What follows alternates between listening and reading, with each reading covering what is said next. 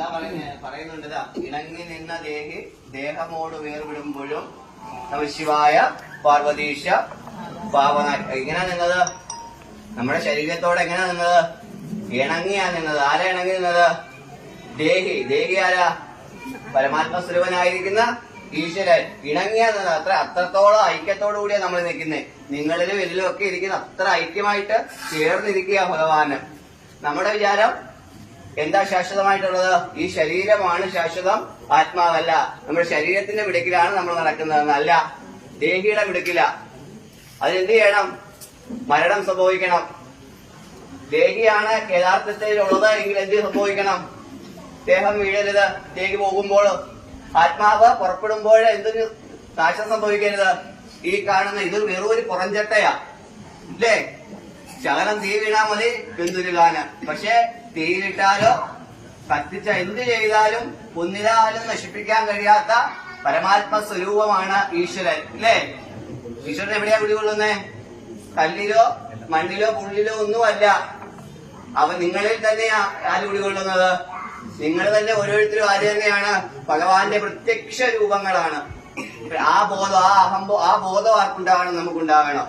നമ്മൾ തന്നെ ഈശ്വരനാണ്. പറയുന്നുണ്ട് പൂർവ്വജന്മങ്ങൾ, അതായത് എത്രയോ ജന്മങ്ങളില് പല പല യോനികളില് പട്ടിയായിട്ട്, പൂച്ചയായിട്ട്, മുയില്, കുയില്, തത്ത, അട്ട, കൃമികീടങ്ങള് എത്രയോ ജന്മങ്ങൾ എടുത്ത ശേഷം മാത്രം കിട്ടുന്ന സുഹൃത്ത് ജന്മമാണ് എന്ത് ജന്മം? മനുഷ്യജന്മം. ആ മനുഷ്യജന്മം വിനിയോഗിക്കേണ്ടത് എങ്ങനെയാ? സൽക്കർമ്മങ്ങൾക്ക് വേണ്ടിയിട്ടാ. അങ്ങനെ വിനിയോഗിച്ചാല് ഇനിയും ചെന്ന് എവിടെ പിറക്കത്തില്ല? നീചയോനികളില്. നീചയോനികൾ എന്ന് പറഞ്ഞാൽ സ്ത്രീ നീചയോനി എന്നല്ലേ ഉദ്ദേശിക്കുന്നത്. ആ പൂച്ചയുടെയോ പട്ടിയുടെയോ കഴുതയായിട്ടോ അടിമയായിട്ടോ പട്ടിയായിട്ടോ പാലാട്ടിയോ ജീവിതത്തിൽ നടക്കേണ്ടി വരില്ല. ഒരുപാട് കാലങ്ങൾ നിരന്തരം ഇങ്ങനെ ജനിമരണങ്ങൾ ചെയ്ത് നിങ്ങളും ഞാനൊക്കെ കഴിഞ്ഞ ജന്മത്തും ഉണ്ടായിരുന്നു, ഇതിന് മുൻജന്മത്തും ഉണ്ടായിരുന്നു, ഈ നാളെയും ഉണ്ട്. മനു എന്ന് പറയുന്നത് എനിക്ക് ശരീരത്തിന് നാശം സംഭവിക്കുന്നുള്ളൂ, അല്ലേ? അതായത് ഞാനെന്ന വ്യക്തി കഴിഞ്ഞ കാലങ്ങളിലും ഉണ്ടായിരുന്നു, എനിക്ക് വരുന്ന കാലങ്ങളിലും ഉണ്ട്. എന്തിനെ സംഭവിക്കുന്നുള്ളൂ നാശം? എന്റെ ഈ പുറംചട്ടയ്ക്ക് മാത്രമേ നാശം സംഭവിക്കുന്നുള്ളൂ. ഞാൻ ചെയ്ത കർമ്മങ്ങളുടെ ഫലമായിട്ട് എന്ത് ചെയ്യുകയാണ്? ആ ആത്മാവ് അടുത്ത യോനിയെ പ്രാപിക്കുന്നതേ ഉള്ളൂ. എന്നിട്ട് അവിടെ സൃഷ്ടി നടക്കുന്നു. മനസ്സിലായില്ലേ? അപ്പൊ ഈ ജന്മം എന്തിനുള്ളതാ? ഭഗവാന് പോലും മനുഷ്യാവതാരം കൈക്കൊള്ളേണ്ടി വന്നു. എന്തിനു വേണ്ടിയിട്ട്? മോക്ഷത്തിന് വേണ്ടിയിട്ട്. മനസ്സിലായില്ലേ? വന്നില്ലേ? അപ്പൊ അത്രയേറെ നമ്മളെല്ലാം പുണ്യം ചെയ്ത ആൾക്കാരാ. പുണ്യം ചെയ്തവർക്ക് മാത്രമേ. പിന്നെ പറയുന്നുണ്ട് ഭഗവാന്റെ നാമങ്ങൾ ചെല്ലണമെങ്കിൽ, ഭഗവത് കഥകൾ കേൾക്കണമെങ്കിൽ, ഈശ്വരനെ അറിയണമെങ്കിൽ എന്തു വേണം? ആരുള്ളിൽ കുടികൊള്ളണം? ഈശ്വരൻ കുടികൊള്ളണം. അല്ലാത്തവർക്ക് തോന്നത്തില്ല. അല്ലാത്തൊരു ക്ഷേത്രത്തിലെത്തിയാൽ എന്ത് ചെയ്യുമെന്നറിയോ? എന്ത് ചെയ്യും? വെളിയിൽ ഇറങ്ങി നോക്കിയാൽ തെക്കും വടക്കും ഒക്കെ മൊബൈലും കുത്തിയിരിക്കുന്നതാണ്. ഇറങ്ങി നോക്കിയാൽ ജസ്റ്റ് അവർക്ക് ഇച്ചിരിയൊക്കെ ഉണ്ട്. പക്ഷെ അവര് അവിടെ വരെ വന്നു. പക്ഷെ അകത്തോട്ട് കയറി വരാനുള്ള ബോധം ആരുണ്ടാക്കി കൊടുത്തില്ല? അവരുടെ മനസ്സുണ്ടാക്കി കൊടുത്തില്ല. കാരണം എന്താ? പോരാ, കഴിഞ്ഞില്ല, ചെയ്തു കൂട്ടിയ ഭാവങ്ങൾ ഇങ്ങനെ കിടക്കുക. മനസ്സിലായില്ലേ? അപ്പൊ നിങ്ങൾ പല പല ദുഃഖങ്ങൾ പറയാറുണ്ട് എന്നോട് വന്നിട്ടില്ലേ? ഒരുപാട് ദുഃഖങ്ങൾ പറയാറുണ്ട്. പക്ഷെ ഓർക്കുക, ഈശ്വരൻ എന്നത് പക്ഷാപാതി അല്ല. നിങ്ങൾക്ക് ദുഃഖങ്ങളും പ്രശ്നങ്ങളും ഉണ്ടാക്കുന്ന വ്യക്തിയേ അല്ല. ഈശ്വരൻ എന്ന് വെച്ചാൽ സ്നേഹമാണ്, കാരുണ്യമാണ്. മനസ്സിലായില്ലേ? ഈശ്വരൻ ആർക്കും ഒരു ഉപദ്രവം ഉണ്ടാക്കുന്നത് നിങ്ങളുടെ ചെയ്വനകള്, നിങ്ങളുടെ പ്രവർത്തികള്, നിങ്ങളുടെ കർമ്മമാണ് നിങ്ങൾക്ക് ദോഷമായിട്ട് വരുന്നത്. ഞാൻ നിങ്ങളെ അസഭ്യമായിട്ട് ചീത്ത വിളിച്ചാല് എന്റെ നാക്കാണ് അല്ലേ? ഞാൻ മോശമായി വാക്ക് കേട്ട എന്റെ ചെവിയാണ് എന്റെ ശത്രു. ഞാൻ മോശമായിട്ട് നിങ്ങളെ ആരെങ്കിലും നോക്കിയാല് എന്റെ കണ്ണുകളാണ് എന്ന്. അവനവന്റെ ഇന്ദ്രിയങ്ങൾ തന്നെയാണ് അവനവന്റെ ശത്രു. അവനവന്റെ പ്രവർത്തികളാണ് അവനവന് വിനാശമായിട്ട് വരുന്നത്. ഒരിക്കലും അതുകൊണ്ട് എന്ത് ചെയ്യേണ്ട കാര്യമില്ല, ഒന്നിനെയും പുച്ഛിക്കേണ്ട കാര്യമില്ല. ഓർക്കുക, എത്ര പ്രശ്നം വന്നോട്ട്, എന്തൊക്കെ വന്നോട്ട്, അല്ലേ? പ്രഹ്ലാദനെ എന്തൊക്കെ ചെയ്തു? ചടച്ചെണ്ണയിലിട്ടില്ലേ? കുന്നിന്റെ മണ്ണേ താഴെ ഇട്ടില്ലേ? ഏതൊക്കെ രീതിയിൽ ചെയ്തിട്ടും എന്തെങ്കിലും ചെയ്യാൻ പറ്റുമോ പ്രഹ്ലാദനെ? എന്തുകൊണ്ടാ? നിഷ്കാമമായ ഭക്തിയായിരുന്നു, അചഞ്ചലമായ ഇളകാത്ത ഭക്തി. ആ ഭക്തി ആർക്കുണ്ടാകണം? ഇതിൽ ഭഗവാൻ ഉണ്ടെന്ന് പറഞ്ഞ ആ വിശ്വാസത്തോടെ ഇതിലും ആരുണ്ട്? ഭഗവാൻ ഗ്രഹിച്ചു തരും. മനസ്സിലായില്ലേ? അത്ര പവറായിട്ട്. അപ്പൊ എത്രത്തോളം നമ്മളോട് ഇണങ്ങി നിന്ന ആളാണ് ഈശ്വരൻ. ആ ഇണങ്ങി നിന്ന ആള് ഈശ്വരൻ. നമ്മുടെ ആ സമയം കഴിയുമ്പോ വേർപെടും, അല്ലേ? അപ്പൊ എങ്ങനെ വേർപെടണമെന്ന് ആലോചിക്കണ്ടേ? ഭഗവാൻ നിരന്തരമായി പ്രാർത്ഥിക്കണം. എങ്ങനെ മരിക്കണം? അനായാസേന മരണം. ഭഗവാനെ മൃത്യുഞ്ജയ മഹാദേവ, എനിക്ക് എങ്ങനെയുള്ള മരണം തരണം? എന്റെ കുഞ്ഞുങ്ങൾക്ക്, സന്തതികൾക്ക്, ഈ ലോകത്തിനൊക്കെ അനായാസേന മരണം തരണേ ഭഗവാനെ. എനിക്ക് മാത്രമല്ല, ലോകത്തിലുള്ള സർവർക്കും വേദനിപ്പിക്കുക. എങ്ങനെ വേദനിപ്പിക്കാതെ? അപകടങ്ങളോ അല്ലേ, മഹാരോഗങ്ങളോ, മാറാരോഗങ്ങളോ, കുഷ്ഠരോഗങ്ങളോ, ക്യാൻസറോ അല്ലേ, അപമൃത്യുവോ ഒന്നും സംഭവിക്കാതെ ഭഗവാൻ തന്ന ജീവിതം ഭഗവാനെ വിളിച്ച് ഈ ലോകത്തിന്റെ നന്മയ്ക്കായി ചിന്തിച്ചുകൊണ്ട് അവസാനം എവിടെ ചെന്നെത്തണം? പറയാറില്ലേ, ചില മരിക്കുമ്പോ പറയാറില്ല, ആധ്യാത്മിക ആചാര്യന്മാരൊക്കെ പറയുമ്പോ പറയാറുണ്ട്, വിഷ്ണുപാദം ഭൂകി, ശിവപാദം ഭൂകി. എന്താ, നമുക്കും പറ്റും. പക്ഷെ നമ്മളൊക്കെ എവിടെ ചെന്ന് പോവാ? വല്ല കാളയായിട്ടോ, പോത്തായിട്ടോ, പട്ടിയായിട്ടോ. ഞാനൊക്കെ അങ്ങനെയൊക്കെ ആയിരിക്കും അല്ലേ? അങ്ങനെ പറഞ്ഞ കാര്യമില്ല. ഭഗവാനെ പൂജിക്കുന്ന പറഞ്ഞ ചെയ്യുന്ന പ്രവൃത്തി വേറെയാണ്. എന്ത് ചെയ്യും? ആര് പറഞ്ഞല്ലേ ആണെന്ന്? അതൊന്നുമല്ല. അല്ലല്ലല്ല, മനസ്സിലായില്ലേ? നമ്മുടെ ആരും അല്ലല്ല. പൂർണ്ണമായിട്ടും നിങ്ങൾ ഞാനും ഞാൻ പ്രഭാഷണം നടത്തുന്നെങ്കിൽ ഞാനും ആരല്ല. ഒരിക്കലും പറയത്തില്ല പൂർണ്ണമെന്ന് പറയാൻ പറ്റുമോ എനിക്ക്? ഞാൻ എല്ലാം തന്നെ ഞാൻ പറയാൻ പറ്റുമോ? എന്നിലും കാമം, ക്രോധം, മോഹം, മതം, മത്സരം എല്ലാം ഒരു മനുഷ്യനുള്ള എല്ലാ വികാരങ്ങളും ആർക്കുണ്ട്? എനിക്കുമുണ്ട്, നിങ്ങൾ ഓരോരുത്തർക്കും ഉണ്ട്. പക്ഷെ അതിനെ അടക്കി നിർത്താൻ കഴിയുന്നവനാണ് മനുഷ്യൻ. നിയന്ത്രിച്ചു നിർത്താൻ കഴിയുന്നവനാണ്, വിവേകമുള്ളവനാണ്. പക്ഷെ ഇന്ന് വിവേകം നഷ്ടപ്പെട്ടു, മൃഗങ്ങൾക്ക് ചിന്തിക്കാനുള്ള ശേഷിയായി. പറഞ്ഞ മനസ്സിലായില്ലേ? മനുഷ്യൻ തിരിച്ചുമായി. പറഞ്ഞ മനസ്സിലായില്ലേ? അപ്പൊ ഈ ജന്മം എവിടെ ചെന്ന് ചേരാൻ ആഗ്രഹിക്കണം? ഭഗവാന്റെ തൃപ്പാദങ്ങളിൽ ചെന്ന്. അതിനാ പറയുന്നത് സാരൂപ്യം, സായുജ്യം, ഇങ്ങനെ പല അവസ്ഥകളുണ്ട്. ഭഗവാനായിട്ട് തീരാം, അല്ലെ ഭഗവാന്റെ തൃപ്പാദങ്ങളിൽ ചെന്ന് ചേരാം. അത് നമ്മുടെ ഇഷ്ടമാണ്. മനസ്സിലായില്ലേ? തീർച്ചയായിട്ടും അതിന്റെ അനുഗ്രഹം ഉണ്ടാകും. എല്ലാവരും നിരന്തരമായിട്ട് പ്രാർത്ഥിക്കുക. നമഃശിവ. ഒന്നും നിങ്ങൾ ആഗ്രഹിക്കണ്ട. നിങ്ങൾക്ക് നിങ്ങളുടെ കാര്യം നടക്കുന്നില്ലയോ? ഒന്നും വിഷമിക്കണ്ട. എന്തിനാ വിഷമിക്കുന്നേ? എല്ലാം അവിടുന്ന് തീരുമാനിച്ചിട്ടുണ്ട്. നിങ്ങൾ നമഃശിവായ ജപിച്ചുകൊള്ളുക. എല്ലാ പ്രതിസന്ധികളും നേരിടാൻ കഴിയണം. അല്ലാതെ ഒരു പ്രശ്നം ഉണ്ടാകുമ്പോൾ ഉടനെ തൂക്കുകയർ എടുക്കുകയല്ല വേണ്ടുന്നത്. ആ തൂക്കുകയർ തീരത്തില്ല ഒരിക്കലും നിങ്ങളുടെ പ്രാരാബ്ദം. ഞാനൊരു വിഷമം ഉണ്ടാകുമ്പോൾ തൂക്കുകയർ എടുത്ത് കഴിച്ചിട്ട് തൂങ്ങിയാല് തീർന്നോ? പക്ഷെ എന്നെ പറ്റി ജീവിക്കുന്ന എത്രയോ പേരുണ്ട്, എന്നെ ആശ്രയിച്ച് ജീവിക്കുന്നവര്. ഞാൻ പോലും എന്നെ സ്നേഹിക്കുന്ന എത്ര പേരുണ്ട് നിങ്ങൾ ചിന്തിച്ചിട്ടുണ്ടോ? ക്ഷണികമായ ഒരു നിമിഷത്തിൽ തോന്നുന്ന വിഡ്ഢിത്തരം തന്നെയാണ് എന്താ? അതെ, ജനനം നൽകാനാ നമുക്ക് അവകാശമുണ്ട്. ഇപ്പൊ ഞാൻ തൂങ്ങിച്ചാവണമെങ്കിൽ എനിക്ക് എന്ത് ചെയ്യണം? ഞാൻ തന്നെ സൃഷ്ടിക്കണം എന്നെ. എന്നാ എനിക്ക് ചാവാം. എന്നെ സൃഷ്ടിച്ചാരാ? അതിന്റെ കർമ്മം കഴിയുമ്പോൾ തിരിച്ചെടുക്കാൻ ആർക്കറിയാം? ഈശ്വരനറിയാം. നിങ്ങൾക്ക് ആർക്കും ആരും ഉപദ്രവിക്കാനോ കൊല്ലാനോ അങ്ങനെയല്ല. നിങ്ങളെ അസഭ്യമായിട്ട് പറഞ്ഞു ഒരു മനുഷ്യനെ വേദനിപ്പിക്കാൻ ആർക്കും അവകാശമില്ല. കാരണം എന്താ? എല്ലാവരും ഏകനാണ്. ആർക്ക്? ഭഗവാന്. നിങ്ങൾ എല്ലാവരും പ്രിയപ്പെട്ടവരാണ്. അപ്പൊ ആ പദത്തിലേക്ക് എത്തിച്ചേരുവാൻ ശ്രമിക്കണം. എല്ലാവരുടെയും നന്മയായിരിക്കുക. എല്ലാവരുടെയും നന്മയായിരിക്കും. തീർച്ചയായിട്ടും നമ്മുടെ ജീവിത വഴിയും ആര് നന്മയാക്കി തെളിച്ചു തരും? യാതൊരു സംശയമില്ല. ദുഃഖിക്കേണ്ട, പ്രയാസം ഉണ്ടാകട്ടെ, മക്കൾക്ക് ജോലി ഇല്ലാതിരിക്കട്ടെ, വിവാഹം നടക്കാതിരിക്കട്ടെ, എന്തിനാ വിഷമിക്കുന്നേ? നിങ്ങളുടെയാണോ മക്കള്? നമ്മളെല്ലാം. അതുകൊണ്ടാണ് നമുക്ക് ബോധമില്ല. നമ്മുടെ എന്റെ ഭാര്യ, എന്റെ അമ്മ, എന്റെ അച്ഛൻ, എന്റെ ജ്യേഷ്ഠൻ ഒന്നുമല്ല. നമ്മൾ വന്നേ എങ്ങനെയാ? അച്ഛനെ അമ്മയും കൊണ്ടാണോ വന്നേ? ഒറ്റയ്ക്കാ വന്നേ. എങ്ങനെയാ വന്നത്? കൈ ഇങ്ങനെ മുറുക്കി പ്രസവിച്ചിരുമ്പോ ഇങ്ങനെ പിടിക്കുന്ന കുഞ്ഞുങ്ങളുണ്ടോ? മുറുക്കി പിടിച്ചേക്കും അല്ലേ? പക്ഷേ അവസാനം പോകുന്ന പോക്ക് എന്തൊക്കെയോ ജീവിതത്തിൽ നേടണമെന്ന് പറഞ്ഞിട്ടാണ് വരുന്നത് അല്ലേ? ജീവിതത്തിൽ എന്തൊക്കെയോ ഉണ്ടാക്കിയെടുക്കണമെന്ന ലക്ഷ്യത്തോടെ വരുന്നു. അവസാനം പോകുമ്പോ രണ്ട് കൈയും മനത്തിൽ പോകുന്നു. ആരെങ്കിലും എന്തെങ്കിലും ശരീരത്തില് ഒരു വസ്ത്രം എടുത്തിട്ടാലായി നാണം മറയ്ക്കാൻ അല്ലേ? ഓടിക്ക് വല്ല നാണമുണ്ടോ? എവിടെ കിടന്ന് മരിക്കുന്നു, ആര് വെള്ളത്തിലൊന്നും ഒന്നും അറിയത്തില്ല. അതുകൊണ്ട് ആ ചിന്തയിൽ ജീവിക്കുക. അഹന്ത പാടില്ല. അതെനിക്ക് എപ്പോഴും പൈസ ഉണ്ടാവട്ടെ, അത് ഈശ്വരൻ തരുന്നതാ.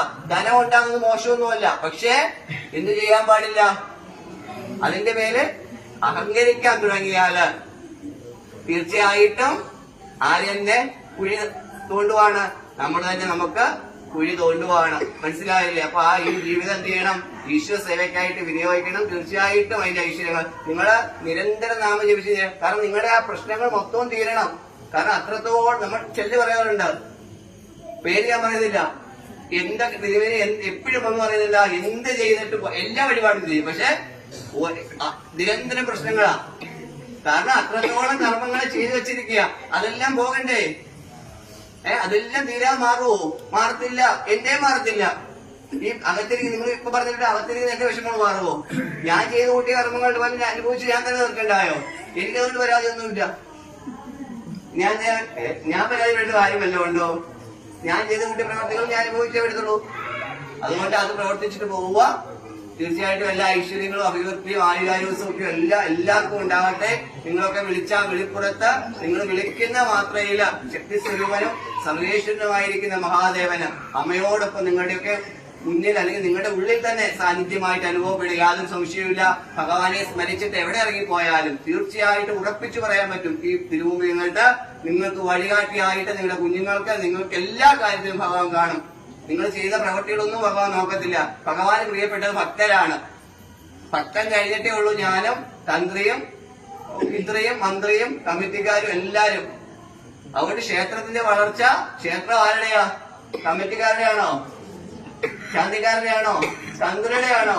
നിങ്ങൾ ഓരോരുത്തരും ആ ക്ഷേത്രത്തിന്റെ അവകാശികള്. നിങ്ങളില്ലെങ്കിൽ ആരില്ല. നിങ്ങൾ ആരുമില്ലെങ്കിൽ ആരില്ല. ഭഗവാനില്ല. നിങ്ങൾ വന്നാലേ ഭഗവാൻ ഊർജ്ജം ഉണ്ടാകത്തുള്ളൂ. നിങ്ങളുടെ നാമജപമാണ് ഭഗവാനെ ഉണർത്തുന്നത്. ആ ബോധത്തിൽ ജീവിക്കുക. അതേപോലെ നമ്മുടെ പ്രദോഷ പൂജയില് നമ്മുടെ ഒരു ഭക്തന്, നമ്മുടെ അടുത്തുള്ള ഒരു ഭക്തന് ഒരു ഫോട്ടോ വരച്ചു കൊണ്ടുവന്നിട്ടുണ്ട്.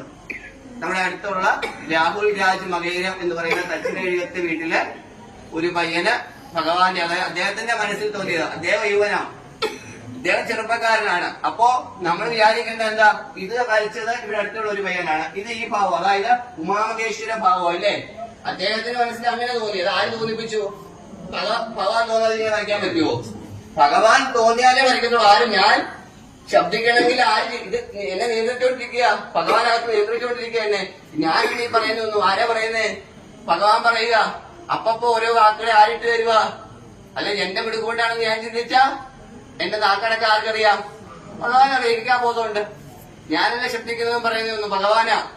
മനസ്സിലായില്ലേ? അപ്പൊ അദ്ദേഹത്തിന് അങ്ങനെ വരയ്ക്കാൻ തോന്നി. ഇദ്ദേഹം വരച്ചത് വേറെ അദ്ദേഹത്തിന്റെ പ്രായം അനുസരിച്ചിട്ട് ഭഗവാൻ ഈ പറയുന്നുണ്ട്, പിന്നെ ഈ ഇത്രയും ജ്ഞാനമൂർത്തിയായിരിക്കും ഇത്രയും ചുടലധാരിയാണോ എന്റെ മകൾക്ക് വിവാഹം കഴിച്ചു കൊടുക്കേണ്ടതെന്ന് ചോദിച്ചപ്പോ ഈ ലോകത്തെ മുഴുവൻ സൗന്ദര്യവും എടുത്തുകൊണ്ടാണ് ഭഗവാൻ നിന്നത്. ഇത്രയും സൗന്ദര്യമുള്ള ഒരാള് ശ്രീകൃഷ്ണന് പോലുമില്ലാത്ത സൗന്ദര്യമാണ് ദേവാദേവനായ മഹാദേവൻ അണിഞ്ഞൊഴുകിയപ്പോ കാണിച്ചു കൊടുത്തു.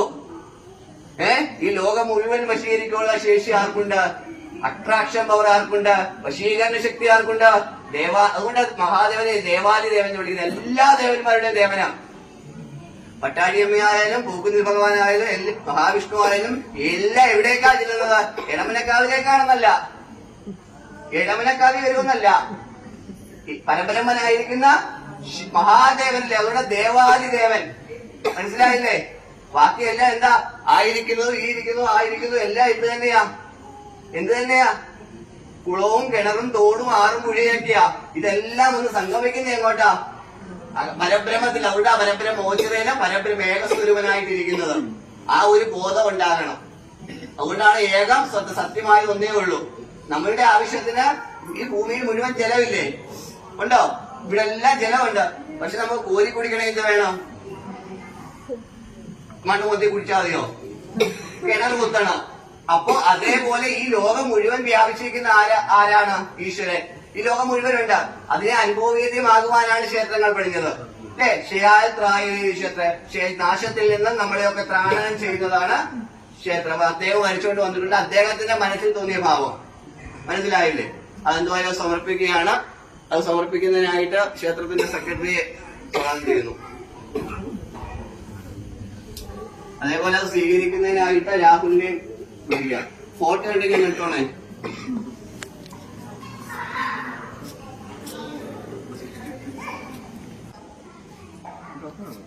വേണ്ട അദ്ദേഹത്തിന് കൊടുത്താൽ അദ്ദേഹം തന്നോളൂ. സെക്രട്ടറി കൊടുത്തോട്ടെ. ഒന്ന് ഊരി കാണിച്ചോട്ടെ കാര്യം. ഹലോ, ഭഗവാനോട് കേറിയിരിക്കുക. എത്ര വശ്യമായിട്ട് എന്ത് സുന്ദരിയായിട്ടിരിക്കുക അമ്മ അല്ലേ? അതായത് ജഗദംബികയായിരിക്കുന്ന മാതാവിനോട് കൂടിയിട്ട് അല്ലേ, തന്റെ ഇത്രയും സ്നേഹമായിട്ട് പ്രാണവല്ലഭയായിട്ട് അല്ലേ ദേവാദിദേവനോട് ചേർന്ന് നിൽക്കുക. ഒരു കൈകിലൊക്കെ പിടിച്ച് ഫ്രൂട്ട്സും ഒക്കെ പിടിച്ചിട്ട്. മനസ്സിലായല്ലേ? ഇത് അവന്റെ കഴിവോ അവന്റെ ബുദ്ധിയോ അല്ല, അവനെ കൊണ്ട് അങ്ങനെ തോന്നിച്ചു ഭഗവാൻ ഇല്ലേ? ഭഗവാന് പല രൂപങ്ങളുണ്ട്. ഈ നിങ്ങൾ ഓരോരുത്തരും ഭഗവാന്റെ രൂപങ്ങളാ. ഞാനും നിങ്ങളും ഒക്കെ ഓരോരോ രൂപങ്ങളാ ഭഗവാന്റെ ഇല്ലേ? അതായത് ഇദ്ദേഹത്തെ ഞാൻ സെക്രട്ടറി എന്ന് വിളിച്ചു, അദ്ദേഹത്തിന്റെ ഭാര്യ സെക്രട്ടറി എന്ന് വിളിക്കുവോ? ചേട്ടാന്ന് വിളിക്കും. അദ്ദേഹത്തിന്റെ മകളോ അച്ഛാന്ന് വിളിക്കും, നിങ്ങൾ ചേട്ടാന്ന് വിളിക്കും, കൊച്ചാന്ന് വിളിക്കും, കുഞ്ഞമ്മയെന്ന് വിളിക്കും, പല പേര് വിളിക്കും. ഇതെല്ലാം ആര് തന്നെയാ? ഹരിദാസൻ നായർ തന്നെയല്ലേ? പക്ഷെ ഓരോ ഭാവം മാറിയുണ്ടോ? പറഞ്ഞ മനസ്സിലായില്ല. ഇത് അദ്ദേഹത്തിന്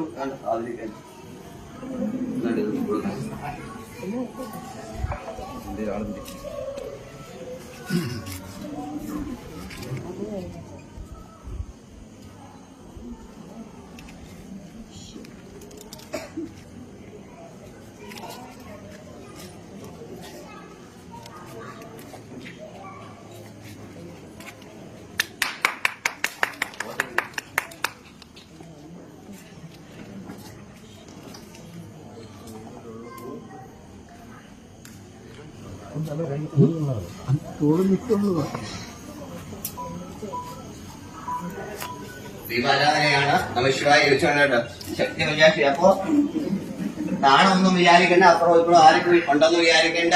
ഇനിയെങ്കിലും ശക്തി കൂടാതെ നാമിച്ചിരിക്കുക, നാണം കൂടാതെ. ആണെന്നും വേണമെന്നും വ്യത്യാസമില്ല. ചില അപ്പുറത്തോട്ട് ഇപ്പോഴത്തോടെ നോക്കുക, അവൻ എന്തോ വിചാരിക്കും എന്നെ കുറിച്ച്. അവൻ വിചാരിച്ചോണ്ട് അവന്റെ ബോധമാണത്. നാണം വേണ്ട, ശക്തി വേണ്ട. നാണമില്ലാതെ ജീവിക്കണം, ഭഗവാനായിട്ടം. നാണം കെട്ടി ജീവിക്കണം. ചെല്ല് ഞാൻ കേട്ടിട്ടുണ്ട്, നാമം ജപിക്കും, അപ്പുറത്തെ വീട്ടിൽ ഇപ്പുറത്തെ വീട്ടിലോട്ട് പറയാം, വേറെ ജോലിയില്ല, പുരാണം വായിക്കുന്ന കണ്ടില്ല എന്നൊക്കെ ചെല്ലൊന്ന് പറയാറുണ്ട്. ഞാൻ പറയട്ടെ, നമ്മുടെ ഭാവം കൂടി ആരെ ഏറ്റെടുക്കുക? അപ്പുറത്തെ അയലക്കാരെ ഏറ്റെടുക്കുക. എന്തുവാ? ഞാൻ പറഞ്ഞതല്ല, പുരാണങ്ങൾ പറയുന്നയാ. നമ്മളെ കുറിച്ച് കുറ്റം പറയുമ്പോ നമ്മുടെ ഭാവം കൂടി ആരെ ഏറ്റെടുക്കുക? ആ പട്ടനാണ്, പൊട്ടിയാണ്, വേറെ ജോലിയും. രാവിലെ എന്നിട്ട് നേരം വെളുക്കുമ്പോൾ തുടങ്ങും പുരാണം, നാമജപം, കുറിയിടിയില്. ഇതൊക്കെ ഹിന്ദു വിശ്വാസത്തിലുള്ളതാ. ഇതിനൊക്കെ തത്വമുണ്ട് ഇല്ലേ? ഇതിനൊക്കെ പ്രാധാന്യം. ഈ ഭസ്മത്തിന് പോയി, കാരണം ഈ ഭസ്മം ഇടുമ്പോൾ ഭസ്മത്തിന് പറഞ്ഞറിയിക്കുവാൻ പറ്റുന്ന ശക്തിയുണ്ട്. തലവേദന ഉൾപ്പെടെയുള്ള മാറാരോഗങ്ങൾക്ക് എല്ലാ ഔഷധമാണ്. എന്താ? നമ്മുടെ ശരീരത്തിലുള്ള നരമ്പുകളിലേക്കെല്ലാം ആഴ്ന്നിറങ്ങുന്ന ശക്തിയുണ്ട്. പല രോഗങ്ങൾക്ക് ഔഷധമാണ് ഭസ്മധാരണം. ചന്ദനം തണുപ്പാണ്. ഇതൊക്കെ ഉണ്ടാണ്. ഓരോന്നിനും ഇതുണ്ട്, ഓരോ തത്വബോധങ്ങളുണ്ട് ഇടുമ്പോൾ. മനസ്സിലായില്ലേ? സീമന്തരേഖയിൽ സിന്ദൂരമിടുന്നതിനുണ്ട് തത്വം. സീമന്തരേഖയില സിന്ദൂരുണ്ട്. ഇന്നെവിടാ? ഇന്ന് വകുപ്പൊക്കെ മാറ്റി. ഇന്ന് ഇവിടുന്ന് വകുപ്പ് അങ്ങോട്ട് മാറ്റിയിട്ട് ഇവിടുന്ന് അങ്ങോട്ട് ഇടും, ഇവിടുന്ന് ഇങ്ങോട്ട് ഇടും. ഇന്ന് ഇവിടെ തൊട്ടിട്ട് ഉച്ച വരെ ഇടും. ഇല്ലില്ല, അതൊക്കെ എന്താ? സീമന്തരേഖ എന്ന് വെച്ചാൽ നടുഭാഗം. അതാണ് സീമന്തരേഖ. ആ രേഖയുടെ പേരാ. അവിടെ എന്തേ ചെയ്യാവൂ? ആദ്യമായിട്ടായ ഭർത്താവാണ് തിലകമണിയിക്കുന്നത്. അവിടെ അദ്ദേഹത്തെ സങ്കല്പിച്ചിട്ടാണ്. എന്തിനാ? താൻ ആരാണ്? ഒരു അല്ലെങ്കിൽ ഭാര്യയാണ് എന്ന ബോധം മറ്റുള്ളവർക്ക് കാട്ടിക്കൊടുക്കുക. അപ്പൊ അവളോട് റെസ്പെക്ട് വേണം, ബഹുമാനം വേണം, സ്നേഹം വേണം, ആദരവ് വേണം. ഇന്ന് വകുപ്പൊക്കെ മാറ്റി ഈർക്കിലുമൊക്കെ എടുത്തിട്ട് വൈകിട്ട് കണ്ടു കഴിഞ്ഞാല് പക്ഷെ നല്ല സുന്ദരികളാണ്, കാണാൻ സുന്ദരിയാ. പക്ഷെ പറഞ്ഞിട്ട് കാര്യമുണ്ടോ? ഇല്ല. നമശിവായിരിക്കും. സമയം ഒത്തിരിയായി, എന്നോട് ക്ഷമിക്കണം കേട്ടോ. ഞാൻ പിന്നെ നിങ്ങൾക്ക് പറഞ്ഞതേ ഉള്ളൂ. ആർക്കെങ്കിലും ബുദ്ധിമുട്ടായിരിക്കാനേ ദൂരെ നിന്നൊക്കെ ഒരുപാട് പേര് വന്നിട്ടുണ്ടെന്ന്. എന്തെങ്കിലും ഉണ്ടെങ്കിൽ എന്നോട് തീർത്താൽ മതി, ഭഗവാനോട് തീർക്കേണ്ട. ഞാൻ പിന്നെ പറഞ്ഞതേ ഉള്ളൂ. നിങ്ങളുടെയൊക്കെ വിഷമങ്ങൾ കാണുമ്പോ അതുകൊണ്ട് എന്റെ മനസ്സിൽ ഞങ്ങൾ വന്നതേ ഉള്ളൂ കേട്ടോ. ഇത്രയും പേര് കുടിക്കുമ്പോഴല്ലേ പറയാൻ പറ്റത്തുള്ളൂ. അടുത്ത പ്രദോഷം നമുക്ക് ജനുവരി 23 ചൊവ്വാഴ്ചയാണ്, മറക്കണ്ട. ജനുവരി 23, അടുത്ത മാസം 23-ാം തീയതി ചൊവ്വാഴ്ച ദിവസമാണ് കേട്ടോ. അതേപോലെ അടുത്ത മാസം മകരമാസം നമ്മുടെ ഉത്സവമാണ്. ആറാട്ടോടു കൂടിയുള്ള ഉത്സവമാണ്. 6 ദിവസത്തെ കുടിയേറ്റം മുതൽ, അതായത് തൈപ്പൂയത്തിന് കൊടിയേറും. നിങ്ങളുടെ എല്ലാവരുടെ സാന്നിധ്യം ഉണ്ടാകണം. എല്ലാ ദിവസങ്ങളിലും ശ്രീഭൂത ബലിയും ഒക്കെ ഉണ്ട്. കാരണം ഭഗവാന് ശ്രീഭൂത ബലിക്ക് ഭഗവാൻ അകത്തുനിന്ന് വെളിയിൽ ഇറങ്ങും. ശിവേലി ബിംബം തന്ത്രയോടൊപ്പം നമുക്കൊക്കെ എന്ത് ചെയ്യാം? ഭഗവാനോടൊപ്പം നടക്കാൻ പറ്റും. ഗുരുവായൂരെ പോലെ ശിവേലികൾക്കെല്ലാം ഒപ്പം ഏറ്റവും പുണ്യമാണ് ആ ദിവസങ്ങളെല്ലാം. കഴിവതും എന്ത് ചെയ്യണം? രാവിലെ വൈകിട്ടും ഉണ്ട് ശിവേലി. ഒരു നേരമെങ്കിലും കുറച്ച് ദിവസത്തേക്ക് എന്ത് ചെയ്യണം? ഭഗവാന്റെ കൂടെ ശിവേലി സമയത്ത് നാമം ജപിച്ച് കൂടെ കാണണം. ഘോഷയാത്രയ്ക്ക് കാണണം, ആറാട്ടിന് കാണണം, ഓരോ വീട്ടിലും പറയിടണം. എല്ലാവർക്കും വേണ്ടി പ്രാർത്ഥിക്കണം കേട്ടോ.